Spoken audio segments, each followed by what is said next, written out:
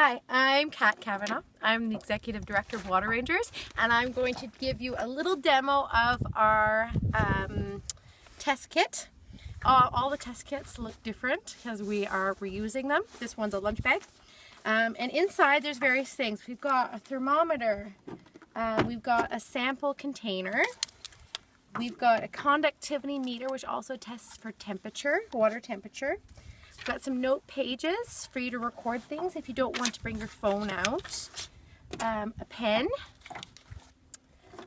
Some pH strips, which might look like this or might look like more traditional pH strips.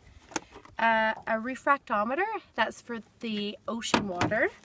And finally, my favorite, we've got a Secchi disc, which tests for water clarity. So the first thing we're going to do is we're going to put our thermometer somewhere in the shade, not on a hot surface. And we're going to leave it there while we're doing our test. And at the end, we're going to take the reading. You don't want to put it in the sun because it heats up really fast. So if you're using the app, you can enter all this information right in. But today we're just going to use the note paper. So we're going to put the date and time, the body of water, and the location name. And then we have all our various other things there. So the first thing I'm going to do is conductivity. Open up your conductivity meter and you're going to hit the power button and wait for it to start putting numbers on it. And what you're going to do is you're just going to put it in the water. Don't drop it. And you're just going to watch. The temperature is going to go down. So right now it says 28. That's probably what the air temperature is. Now it's 27. And you want to wait until it drops down and stays at that level. And same with the conductivity. 6.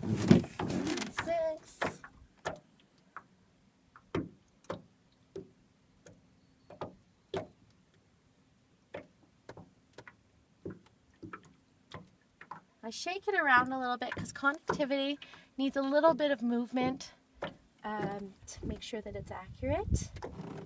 Now when you see it regulate, it can take a couple minutes, so be patient. The bottom button here is something called a hold button. And what it does is it holds the value, so you don't have to read it from the water. You just press the hold button. Just a second. Pretty good. Okay, so then we look at it, and the water's 25 degrees, and the conductivity is 95. So we're going to put that down on our sheet. 25. Well, that doesn't work. This paper's terrible. And conductivity. I'm going to have to edit that out. Maybe not. 95. My pen's not working. Okay. Okay. So we're all just testing all this stuff. So things like the fact that my paper is bleeding is a good lesson for me. Okay. The next thing we're going to do is our pH strips. And we've got, this is a mid-range one, which is really cool, but you might have a full value. What you want to do is if it's between two values, you're going to mark it as the halfway point. So if it's between 6 and 7, mark it as 6.5. Dip it in for a couple seconds, and then you want to read it pretty much right away. You can see it's getting close, sort of between 6 and 6.5. So I'll probably say 6. Okay. Now, make sure you keep your test strip with you. You don't want to be littering. And you want to make sure that your hands are dry when you do your test strip. Now, if you're on the ocean, you're going to use your refractometer. And this is it. What I highly recommend is you take a sample from the water. Rinse out the container a couple times just to make sure that it's, not contaminated by the last time you've done it. Take a sample.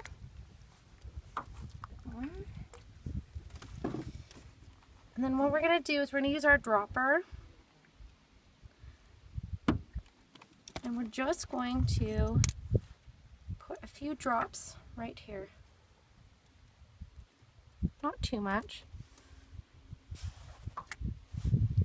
And then you just close it so it's covering the thing. And then to make sure you don't have your glasses on. And peer inside. Now, this is fresh water, so it's 0, which is what you'd expect. But for seawater, you should expect it somewhere between 33 and 37. 35 is the average.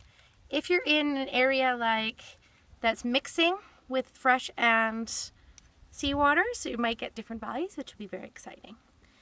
Okay, so make sure you clean it off. You got a little thing in here and you put it down. So we're not going to record that one because a salinity of 0 in fresh water is not something we want to record. So we record the conductivity for fresh water and the salinity for seawater. Finally, let's do our Secchi disc. Now, first thing you need to make sure, look where the sun is, over there. You're going to go on the far side of the boat so you get a little bit of a shadow. Make sure that your sunglasses are off. It can affect your reading. You're going to hold tight to this. People have dropped it before. It's happened. And we're going to drop it down slowly and as straight down as possible so that we can see it. Now we got these little marks on it. I'll just show you. The first mark is 1/2 meter. The red mark is 1 meter. And then you'll see 5 is another color. So we're going to drop it down. This is a very clear lake, so we're going to have to drop it down pretty far. So we're at 2, 3. Now peer over. If you're in a canoe, you want the other person to lean the other way because you're going to be leaning pretty much right over the boat. 4.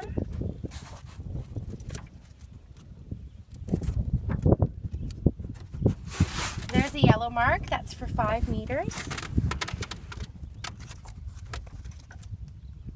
Let's drift in a little bit. I'm just going to try and get it to drop more straight down.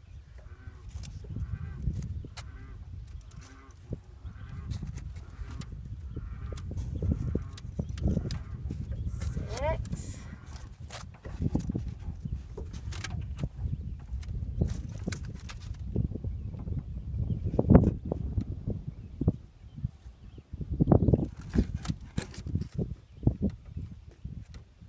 7.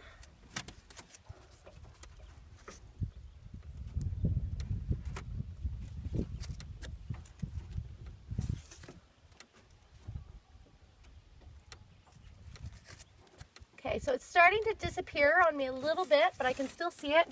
You won't be able to see it with the camera. It's more of a visual. Now it's sort of, oh, I see it still. Okay. So as it disappears, it's disappeared from me now. I'm going to raise it a little bit so I can see it. Back down a bit.